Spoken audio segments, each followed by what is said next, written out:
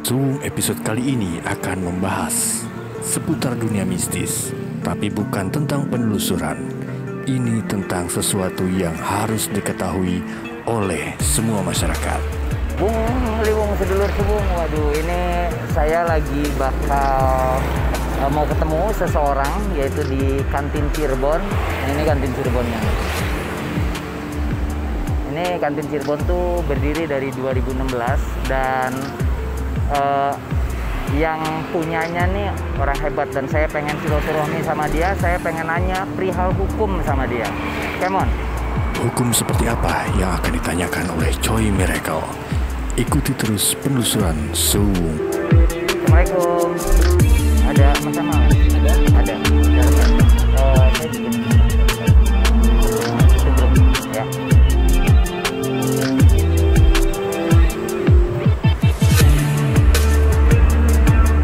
Assalamualaikum.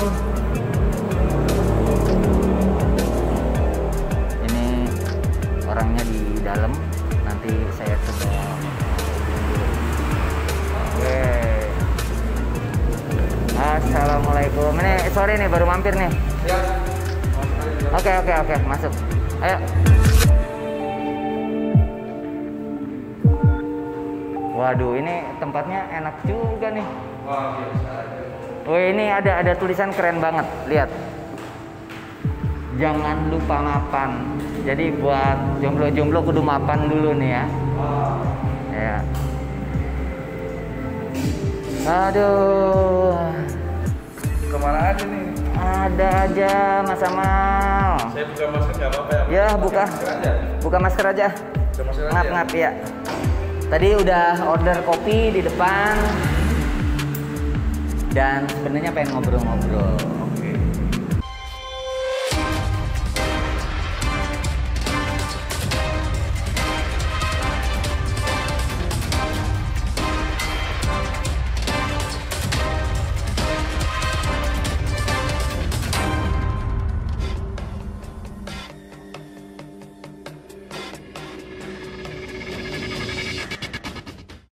Wung liwung sedulur sung. Assalamualaikum warahmatullahi wabarakatuh. Waalaikumsalam warahmatullahi wabarakatuh. Salam sejahtera Mas Amal. Salam sejahtera. Sehat-sehat terus ya. Di masa pandemi ini kita harus sehat, kita harus jaga kesehatan dan yang pasti masker jangan lupa nih. Iya, Ya. pasti bawa kemana-mana. Oke, buat sedulur suwung, seperti tadi yang saya kasih tahu ke sedulur suwung bahwa saya datang ke kantin Cirebon itu pengen ngobrol perihal hukum karena owner dari kantin Cirebon ini ilmu tentang hukumnya lumayan seabrek deh. Jadi intinya saya mau nanya. Yang saya pertanyakan itu adalah perihal hukum tentang dunia perdukunan yang kemarin lagi rame banget di media. Nah itu menurut Mas Amal itu adakah manfaat untuk masyarakat awam untuk dapat membuat sebuah statement atau somasi terhadap dukun-dukun atau oknum-oknum dukun yang melakukan tindakan penipuan, tindakan hal-hal yang tidak bertanggung jawab, tapi ini kan terkesannya goib, tidak nampak. Itu gimana Mas Amal? Ya, assalamualaikum warahmatullahi wabarakatuh. Semuanya sahabat Liwung, sahabat Suwung.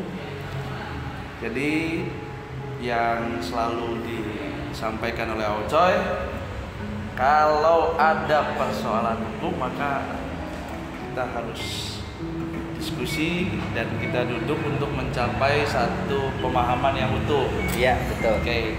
Karena di masyarakat kita tahu kan kabar yang beredar itu bahwa pasal ini sulit dong pembuktiannya. Jadi bagaimana membuktikan seseorang itu, sedangkan itu unsurnya goib. unsurnya goib, jadi pasal konyol dan lain-lain. Iya. Padahal secara faktanya. Oh iya, terima kasih. Oke, terima kasih Silakan banyak. dicoba Ocoy sambil Oke, kita sambil ngopi, lanjut kita diskusi. kopi. Itu bro. Jadi esensi daripada pasal itu sebenarnya dimunculkan untuk melindungi masyarakat itu sendiri dan melindungi orang-orang yang diduga, dituduh melakukan praktek-praktek perdukunan. Diduga Atau dituduh oleh masyarakat. Oleh masyarakat. Ya, karena kan selama ini kita ketahui bahwa memang praktek-praktek perdukunan itu dalam cerita-cerita tradisional masyarakat Indonesia cukup dikenal, tetapi sulit untuk dilakukan pertanggungjawabannya secara hukum. Iya, betul. Makanya kadang-kala masyarakat kemudian merasa kalau diberikan kepada polisi nanti dibebaskan nanti. Kalau diserahkan kepada proses hukum nanti nggak akan selesai. Iya. Maka cenderung maunya Hakim bertindak sendiri. Iya, main hakim sendiri. Main hakim sendiri atau Eigenrechting dalam bahasa hukumnya. Dia main hukum sendiri. Bahasa hukumnya Eigenrechting. Iya, dia main hukum sendiri. Main hukum sendiri kayak hukum rimba gitu. Benar. Sebab amarah sudah ada, cuma hukum belum mengakomodir terhadap tindakan-tindakan seperti itu. Makanya atas dasar pengalaman-pengalaman yang hidup di masyarakat, maka dibuatlah pasal terkait dengan hal-hal yang demikian. Bunyinya juga sebenarnya bukan menyasar praktek santetnya, bukan menyasar adanya bola api kemudian mengakibatkan orang mati, bukan itunya ya. Tapi yang disasar oleh pasal ini seperti kita baca bersama adalah pengakuan Iya. bahwa saya bisa membunuh, saya bisa nyantet, saya bisa membunuh orang tanpa mesti menyentuh. Saya bisa bikin orang sakit, bisa bikin orang keluarganya tercerai-berai. Iya, berarti bentuk ngaku-ngaku gitu ya. Nah, pengakuan itulah yang harus dipertanggungjawabkan secara hukum. Iya. Jadi orang yang mengaku-ngaku itu kalau dalam bahasa luasnya, kalau ada istilah kan mungkin ancaman pembunuhan. Iya, Tapi ancaman pembunuhan itu merujuk pada subjek yang jelas. Nah, yang seperti ini nih sama unsurnya, cuma subjek yang dia tujukan tidak jelas karena buat umum siapa aja, karena sifatnya dia mempublish bahwa dirinya saya bisa nyantet. Betul. Akhirnya banyak orang yang menghubungi dia untuk nyantet. Betul. Gitu. Iya. Dan artinya dengan pengakuan itu membuat masyarakat kan resah, membuat masyarakat gelisah, membuat masyarakat khawatir. Nah, ketimbang dia nanti harus dieksekusi, maksudnya dieksekusi secara adat, lebih baik sudahlah dihukum aja melalui proses hukum yang berlaku, karena pengakuannya itu menimbulkan keresahan di masyarakat. Jadi pengakuannya yang lagi fenomenal sekarang, itu kan sebenarnya gini Mas. Banyak praktisi supranatural, ya kan? Dia mempublish eksistensinya sebagai ahli spiritual untuk melakukan, ya kan? Adegan-adegan, ya kan? Tindak adegan-adegan yang menimbulkan opini kepada masyarakat, dua sudut pandang kepada masyarakat. Jadi masyarakat yang menonton ini contoh begini, misalkan saya membuat sebuah konten misteri, ya kan? Saya menghajar dukun santet, itu settingan sebetulnya. Saya hajar dukun santet nih, dukun santetnya kalah, tapi ternyata si orang ini menganggap bahwa saya adalah orang sakti. Akhirnya orang itu datang ke saya, berobat ke saya, bisa jadi nyuruh saya nyantet orang, gitu kan? Ini yang terjadi fenomena di media sosial kayak begini. Nah, apakah ini juga bisa dirujuk ke sana? Nah, seandainya RUU ini kemudian disahkan menjadi satu undang-undang, unsur-unsur yang dimaksud bisa jadi terpenuhi, baik untuk seseorang yang menyerang dukun santetnya, ataupun dukun santet yang diserang oleh dia. Karena konotasi penyebutan santet itu ya tadi, aku itu. Ya, dia bisa membunuh. Nah, kalau terjadi hal demikian, maka nanti tindakan yang dilakukan itu bisa jadi adalah tindakan yang sama seperti yang kita sebutkan di awal, main hukum sendiri. Jadi banyak delik yang mungkin bisa dimasukkan. Nah, oleh sebab itu kita harus bisa menyeluruh dulu melihat konteks ini bagaimana. Karena bisa satu delik, kalau ini sudah ada berarti dukun santet kena delik pengakuan. Nah, yang mengetahui bahwa ada orang yang mengaku-ngaku dia bisa melakukan santet kemudian bukan melaporkan ke polisi, malah dia melakukan sebuah melakukan tindakan sendiri, itu bisa jadi perbuatan main hukum sendiri.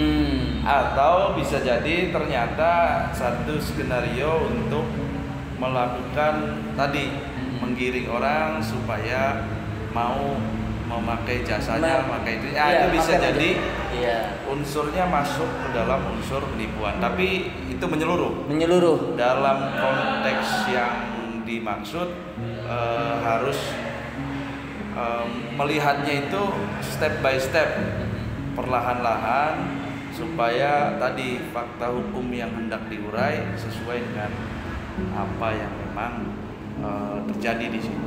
Oke, buat sedulur suwung, jika sedulur suwung ada pertanyaan-pertanyaan konteks tentang hukum, ya kan, kalian bisa di komentar. Nanti mungkin kita bisa diskusi lagi tentang apa, gitu kan. Kalian bisa komentar, ingin bertanya tentang perihal hukum apa. Tapi yang jelas tadi di sini bahwa rancangan undang-undang yang perihal hukum santet ini, hukum orang yang mengaku-ngaku kena santet ini, kita pun harus bisa melihat secara luas, ya kan? Dan yang pasti buat para YouTuber, yang pasti ini pesan dari saya buat para YouTuber yang membuat konten-konten perihal dunia perdukunan, maka yang paling utama kalian harus lakukan itu adalah hati-hati dalam membuat thumbnail. Yang pertama, lalu yang kedua, dibiasakan di akhir video itu ditulis jika memang ini settingan, jujur saja bahwa maaf ini kejadian hanya fiktif belaka. Ya, fiktif belaka. Jika ada nama tokoh dan tempat, mohon maklum gitu kan, kayak di film-film. Jadi harus dibuat kayak begitu. Nah, sementara ini di dunia media sosial, di channel-channel atau di kanal-kanal YouTube, etika itunya jarang dipakai. Etika seperti itunya jarang digunakan, sehingga masyarakat menganggap bahwa itu adalah kejadian yang real. Akhirnya berdampaklah menjadi sebuah keyakinan penonton, menganggap bahwa yang menang ini adalah benar dan dia sakti, akhirnya didatangin oleh masyarakat. Yang jadi masalah sebenarnya yang kalau dukun santetnya itu nanti sama masyarakat. Iya, yang jadi persoalan. Iya, betul. Nah, sekarang menurut Mas Amal, dengan adanya dengan adanya rancangan undang-undang hukum perihal perdukunan ini, itu kira-kira menguntungkan masyarakat, menguntungkan dukun, atau menguntungkan para penegak hukum? Oke, jadi kalau hukum itu sebenarnya bukan persoalan untung rugi. Tapi yang sering saya sampaikan, jika politik berbicara siapa yang menang, ekonomi berbicara siapa yang untung, maka tujuan daripada hukum adalah berbicara tentang apa yang sebenarnya. Anda boleh berpolitik, tetapi kalau cara berpolitiknya tidak baik, maka di situ ada batasan hukum. Anda mencari ekonomi, mencari keuntungan, kalau cara mencari keuntungannya tidak dengan cara-cara yang baik, maka itu juga ada batasan hukum. Nah, untuk persoalan ini sebenarnya semua undang-undang punya dua tujuan. Tujuan yang pertama untuk melakukan kontrol sosial. Jadi dengan ada undang-undang ini diharapkan masyarakat bisa dikontrol menjadi masyarakat yang lebih baik lagi, yang lebih beradab lagi. Oleh sebab itu tadi pasal ini dikeluarkan tidak lain dan tidak bukan adalah upaya preventif untuk menghindari tindakan-tindakan main hukum sendiri yang selama ini sering kita lihat. Yang kedua, hukum juga punya fungsi sebagai law as a tool of social engineering, sebagai sarana untuk merekayasa kehidupan sosial. Seperti kita tahu bagaimana direkayasa kehidupan sosial waktu era Quraisy zamannya Nabi Muhammad. Dulu judi biasa, dulu main perempuan biasa. Dulu membunuh anak perempuan karena dianggap aib biasa, tapi direkayasa dengan hukum pada akhirnya minum khamar dosa, perempuan harus dihormati. Lalu juga bahwa kita main judi itu tidak baik, merugikan diri sendiri, termasuk ini. Jadi kedepannya mungkin ada tujuan dari rekayasa sosial supaya membentuk masyarakat yang sesuai dengan nilai-nilai yang hidup di Indonesia, ya, utamanya sesuai dengan nilai-nilai Pancasila. Oke. Jadi begitu. Oke, buat sedulur suwung jadi paham ya, kalau bicara politik siapa yang menang? Menang. Kalau bicara ekonomi siapa yang untung? Yes. Kalau bicara hukum Apa yang sebenarnya terjadi? Oke, buat sedulur suwung, Mas Amal, Siap. terima kasih banyak atas ilmunya kasih, hari sama-sama. ini. Mudah-mudahan sedulur suwung juga dapat menyimak dengan baik, tonton sampai kelar, dan ketika kalian pengen tanya-tanya tentang hukum, kalian bisa komen-komen di bawah. Oke, buat semua sedulur suwung, saya Coy Miracle dan juga Mas Bang Amal. Amal BA mengucapkan banyak terima kasih, dan jangan lupa like, share, komen, dan subscribe. Pencet Sama jangan lonceng lupa kita. doakan teman-teman dan saudara-saudara kita yang mungkin hari ini terdampak pada tadi melonjaknya COVID. Semoga disehatkan. Sehatkan, yang sehat ekonominya semua, iya. lemah semoga Dikuatkan, yang sehat juga dikuatkan, yang sakit segera sembuh, Semoga kita kembali dan badai juga segera berlalu, badai COVID segera berlalu. Oke, buat sedulur suwung, terima kasih. Terima kasih. Assalamualaikum warahmatullahi wabarakatuh. Waalaikumsalam.